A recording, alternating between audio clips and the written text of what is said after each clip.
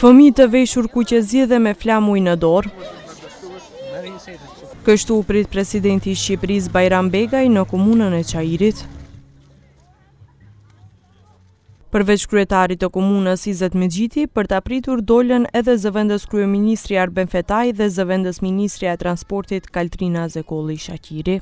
Pas takimit në komunë, Begaj vizitoi xhaminë e Mustafa Pashës, ku mirëprit prej myftyut të Shkupit Qenan Ismaili, këtu mori edhe dhuratë. E më pas vazhdoi në Çarshi, vendosi lulet e përmendorja e Gjergj Kastrios Skënderbeut. Në agjendën e sotme të Begajt nuk ishin të parapara deklarata për mediat.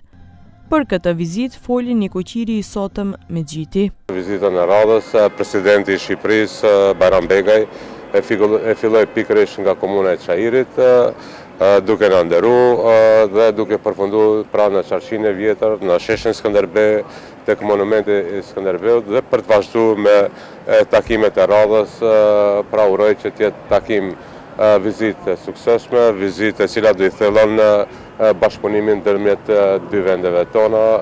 Pas kësaj, presidenti i Shqipërisë vazhdoi agjendën e paraparë, qëndroi në komunën e Çashkës, ku u prit nga kryetari Suat Shaqiri, ndërsa më pas do të vizitojë edhe Jabullçishtën e epërme. Nesër, Begaj do të zhvillojë takim me kryetarin e Kuvendit Afrim Gashi, do të drejtohet deputetëve me fjalim në kuvend, si dhe do të pritet nga presidentja Gordana Siljanovska Davkova. Sipas paralajmërimeve, më 28 shkurt ai do të qëndrojë edhe në Tetov, ku do të pritet nga kryetari i komunës Bilal Kasami.